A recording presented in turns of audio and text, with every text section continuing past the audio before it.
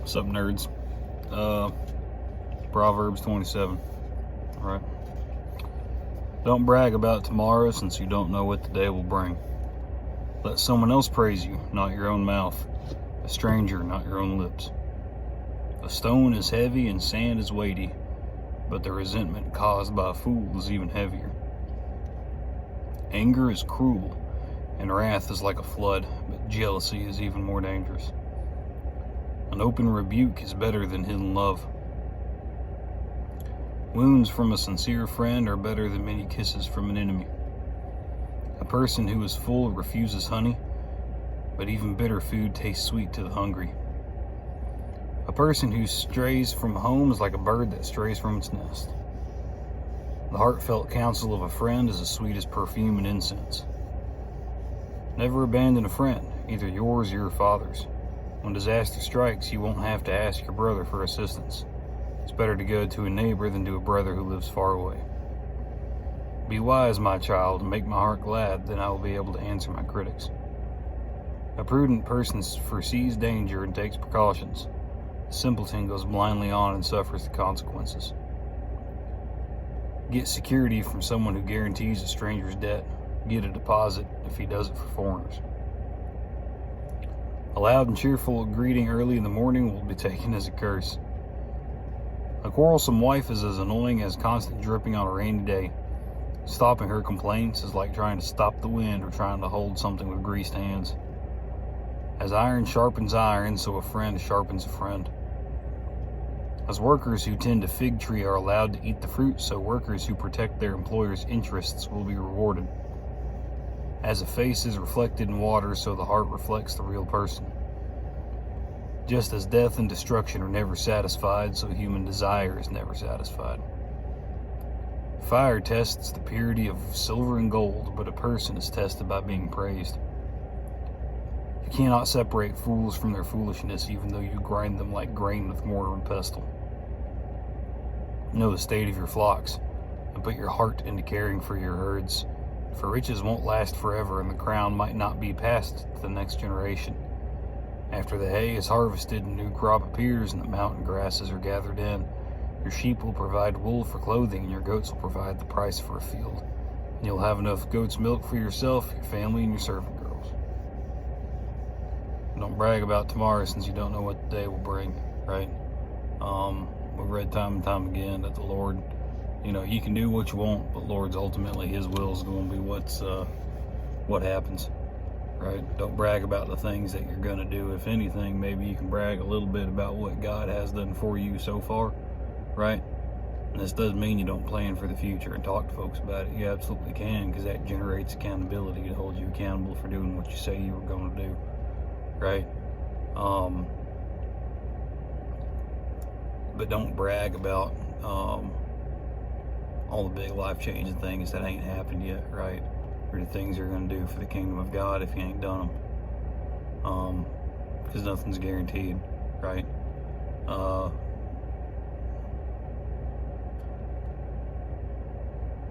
There was a guy at work one time, had a stroke, right? Just came out of the blue. And I remember, getting him to a hospital and stuff like that, right?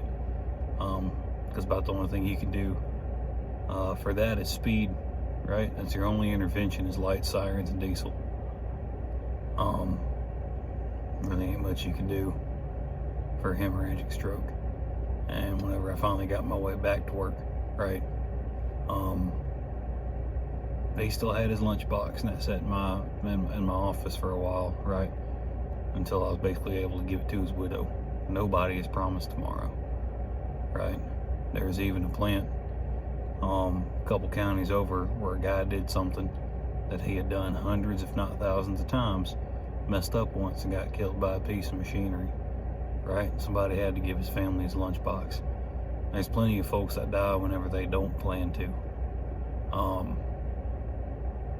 They still packed a lunch. They still had laundry at home that had to be folded. They still had dogs to feed, kids to raise, and things like that, right? Wife to love. And for one reason or another, right? Whether it was their fault or the consequences, somebody else's actions, or just their time. Things happen, right? You're not promised tomorrow. So don't live like you got tomorrow to get all your crap together, right? Some things take time.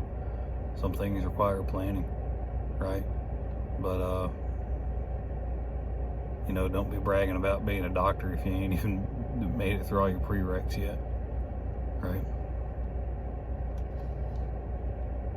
Let's see. Let someone else praise you, not your own mouth. A stranger, not your own lips. Touched on that one before, right? If you got to brag on yourself, it's probably not worth bragging about. Let somebody else do it. Anger is cruel and wrath is like a flood, but jealousy is even more dangerous. Man, that ought to hit home a little bit, right? Everybody's seen, I'm going on social media, right? If a woman's scorned or something like that, right? Or whatever, somebody doesn't treat her the way she thinks it ought to be. Man, I guess this goes for guys too, right? Somebody feels mistreated, man, they just get cruel. I tell you, every name in the book, they'll bring up everything, whether it's related or not. Try to torture folks with it to make themselves feel bigger and better, right? And wrath is like a flood. You ever look at pictures and videos of floods and stuff like that, right? They generally happen fairly quickly. And man, are they destructive. They leave people homeless and they don't go away fast, right? And they change the landscape. It'll shape geography, right? It has lasting consequences. It's kind of like wrath, right? Wrath will happen quick. It'll change the landscape of your life. If somebody's wrathful towards you, and it can take away everything. All that being said, jealousy is even more dangerous. So watch yourself, right? If somebody has something that you want, man, be thankful with the blessings that you have, right?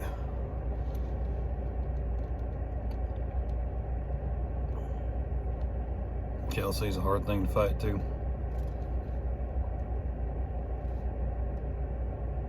Wounds from a sincere friend are better than many kisses from an enemy, right? You don't try to hurt your friends, right? But you do correct them in love. And sometimes that is painful, right? It's kind of like the difference between getting hurt and getting injured, right? If you're hurt, oh well, keep trucking, right? Grab a lollipop, grind it out, right? Who cares? If you're injured, that's different. It takes time for recovery and things are more serious, things of that nature. So a sincere friend's not going to try to wound you, but it might happen with a loving rebuke, right? You stay with that person. You don't just wound somebody and then walk off, right? It's kind of like any kind of surgery, right? Surgery is trauma to the body. Your body is not meant to be taken to the brink of death with medication and then cut on with knives and scalpels and everything like that. Your insides rearranged or whatever's got to go on and then getting sewn back up, right? That's not natural. Your body has a trauma response to it, but it is to fix a bigger issue, right? Burning sage ain't gonna get rid of cancer, right? You got to go in there and cut that crap out. Either that or you play chicken with the rest of the body and you do radiation and you basically kill everything and hope that the cancer's going to die before you do. All that being said, surgery and radiation treatment, stuff like that, are kind of analogs to wounds from a friend, right? It's going to hurt, and it's not fun, and you're going to have a response to it.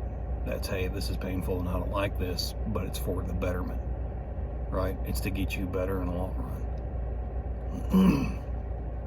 Better than many kisses from an enemy, right? Somebody can show you affection. We read, I think it was Proverbs 26. Read the ending of that one, about how folks can pretend to be your friend and everything like that, right? But man, they can conceal some hatred and contempt for you and stuff like that, and it's no fun in the end. Let's see.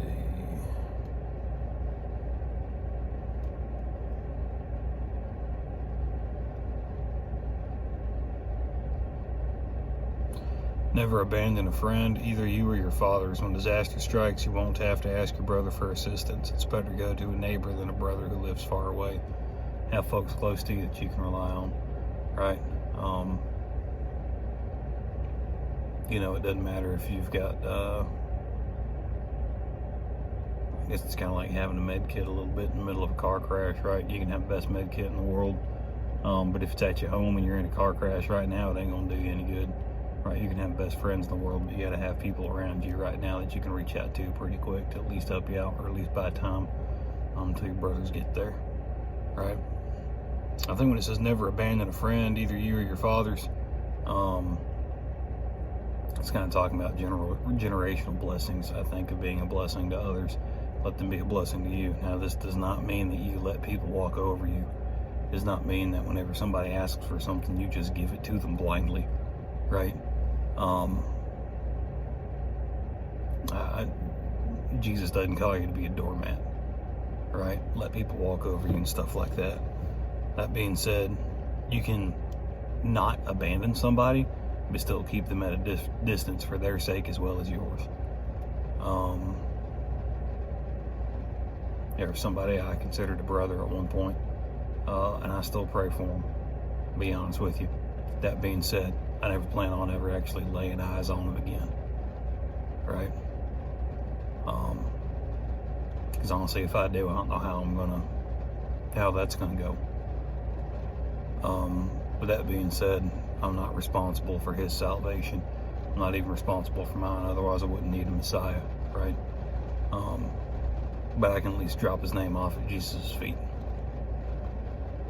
If that's all you can do, that's all you can do. So you don't abandon people, right? With that being said, you also don't be a doormat, and you don't let them pose a threat to you or somebody that you love to. There's wise ways to be able to help somebody out without giving them free reign over your life. That's about all I got to say on that one. Go on down to verse 12, and I think that relates to it too. A prudent person foresees danger and takes precautions. Simpleton goes on blindly and suffers the consequences. So you don't be a simpleton and blindly let somebody walk over you, right? Or blindly enable them to do anything by thinking that it's helping, right? Prudent person foresees danger and takes precautions. That doesn't mean that you don't have faith that God can't do what he's going to do, right? Because he can and he will. Whether he wants to or not, it's a whole different thing. That's up to him, right? He's an infinite God, so why do I think I'm going to understand everything he does? With that being said, you can still try to do your best to avoid danger, right? Don't wear your guardian angel out and have some common sense, right? Somebody used to have a problem being a thief, you're probably not going to make them church treasurer, right? But that doesn't mean that they can't help out in other ways. So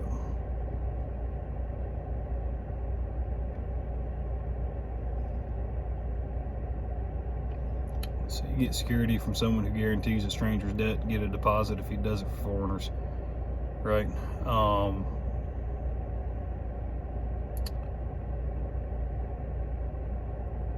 Again, don't attach yourself. If somebody attaches themselves to somebody else's debt to you, right? You get security for it, right? It doesn't mean that there's no grace. It doesn't mean that there's mercy. It doesn't mean that you can be generous and forgiving debts or things like that, right? But it's for a stranger and somebody you don't know, and it's going to put you at personal risk for not being able to collect on it or something like that, right?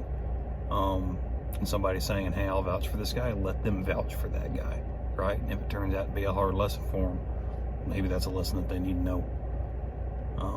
Again, it doesn't mean that you completely throw out mercy and grace and things of that nature, and being able to forgive debts and debtors and things like that, right? Because we're called to do that too. But again, prudent person foresees danger, takes precautions, right?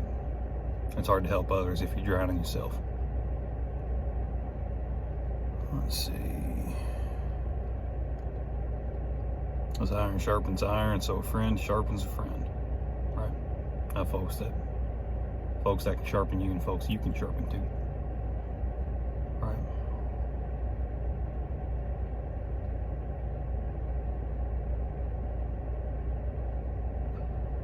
As workers who tend a fig tree are allowed to eat the fruit, so workers who protect their employer's interests will be rewarded. That doesn't mean that you let yourself be a doormat at work, right? Doesn't mean that you put the company above all else, or you put the bottom line and the profit over people and the right thing to do, right? That being said, I think that we are called to be good workers where we're at, because it creates a good witness on it creates a good witness for you to be able to attain a position of authority wherever it is that you're working at. And then whenever you're in that position of authority, you have an opportunity to show Christ to folks through your work ethic, through what you are called to do, through how you do it, right? You have an opportunity to treat people how Christ wants them to be treated. And it doesn't matter whether it doesn't matter where you work, right? I think a lot of folks get like, oh, I'm proud of the company I work for, right? Okay, do you work well because you're proud for the company, or are you a hard worker because you take pride in your work, no matter where that work takes place? Do you work the same being a janitor as you do being a CEO?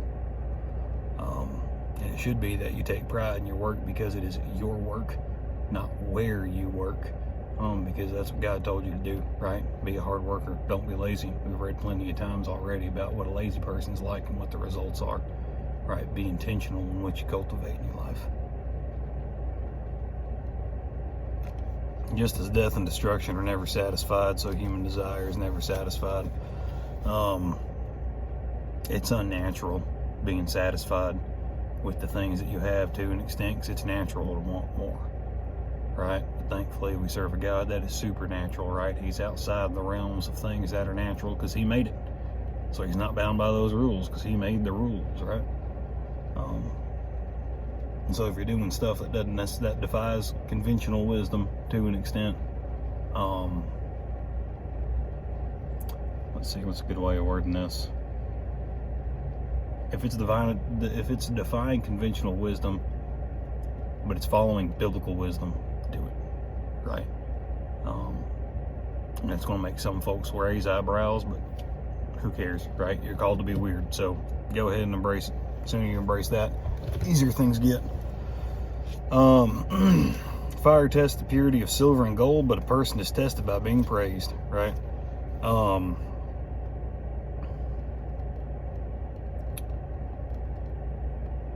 Folks who have authority, right, and who are praised and things like that, it's going to really test your heart.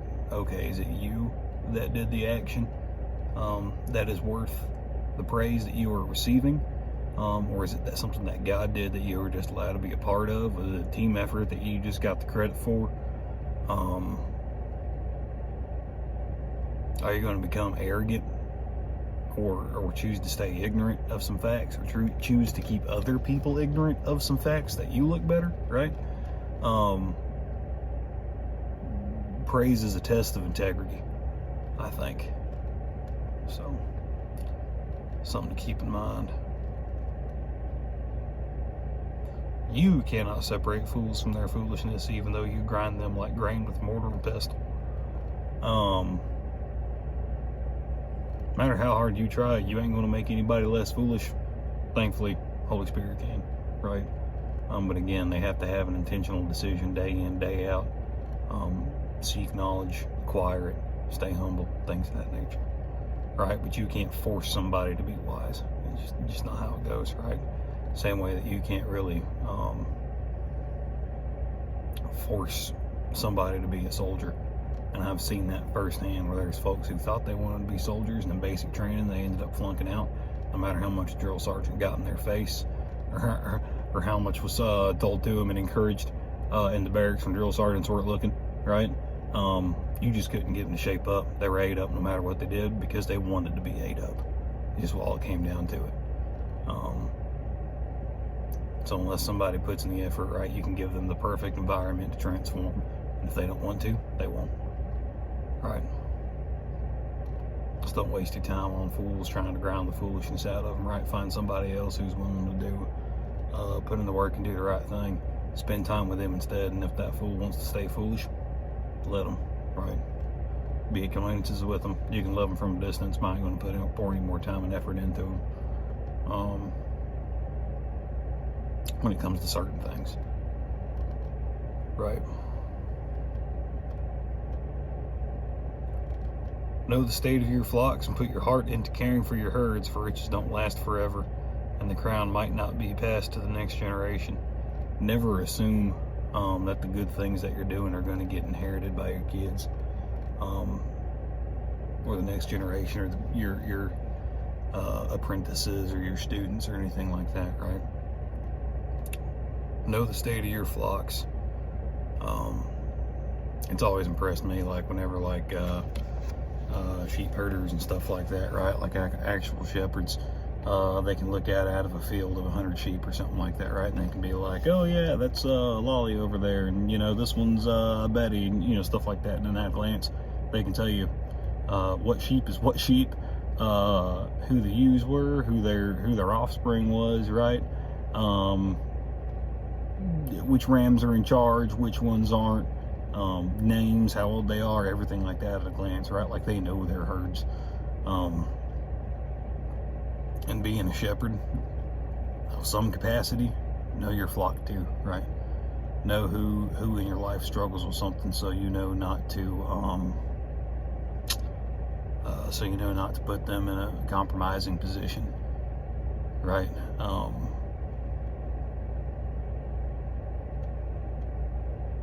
If you know somebody's struggling with something, to offer them encouragement and stuff like that, right? If you know that somebody's going to go have a surgery on this date, then to be able to call and offer and say like, hey, you need us to bring you by a meal or something like that, right? Know your flocks, because the riches don't last forever, and the crown might not be passed to the next generation. You gotta prepare the head that wears the crown as best you can, right? God will take care of it, and God will pass that down. With that being said, you still have to put in effort.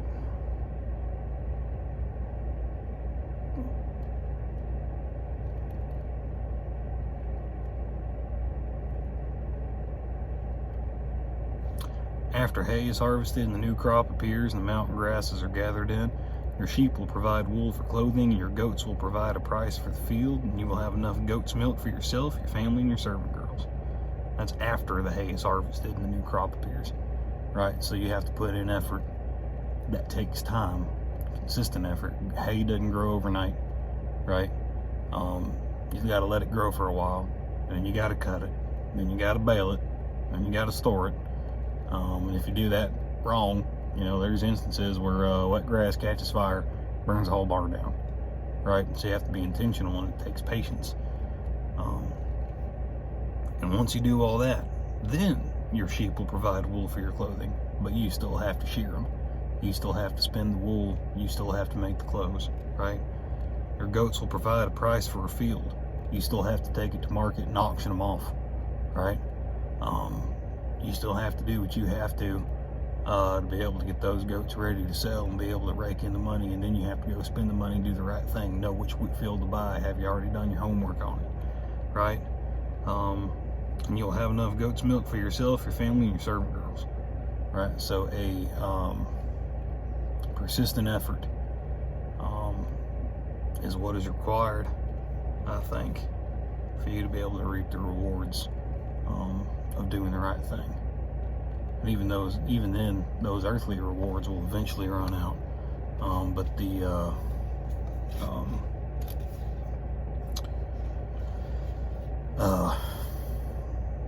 eternal rewards won't run out, right? You need to spend eternity with God. But your earthly rewards will, right? You'll get a break. You'll get to enjoy those rewards, right? You'll get a new shirt. You'll get to feed you'll have a new field, everything like that, right? You'll get to enjoy the goat's milk and the provision for your family and things like that. But that being said, eventually, you'll have to do it again next year, right? There will be a time to enjoy your earthly rewards. And after you enjoy them for a while, there's going to be a season of getting back to work and getting your hands dirty again. And then after that season, there'll be another season of reward, right? And it's a cycle until you get to that eternal reward. Some questions for on this bookmark. I was going to use. I wrote down that Pastor Man said one time. I try to keep it as a reminder, right? I'd encourage you to think about too. This ain't Proverbs or nothing. Just something to ponder on. When did the gospel first captivate you? And then why does it still captivate you? And then what hope and love are others seeing in you right now? Those answers are going to change sometimes, and that's fine. But it's worth thinking on. And if you really want to wonder how well the gospel has captivated you and how much you love Jesus, a litmus test that I kind of think of is if Jesus was not in heaven, right? But all your other family and friends were, but there was no Jesus and no God, would you still want to go to heaven if Jesus wasn't there? And then if Jesus was the only one in heaven, would you still want to go? Right. I think those are that's a decent, that's the best litmus test I can kind of think of for evaluating my relationship with them.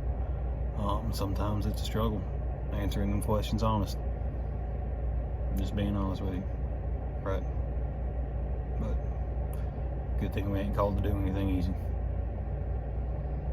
So, anyways, Lord, we love you. Thank you. Appreciate you. And if anybody's hearing this, please be with them and help for them to hear your call when they're ready, or whenever you call them. I pray that they would have the wisdom to discern that call and the courage to be able to take that step, and the faith to sustain that path. Thank you, Lord. Amen. Y'all have a good one.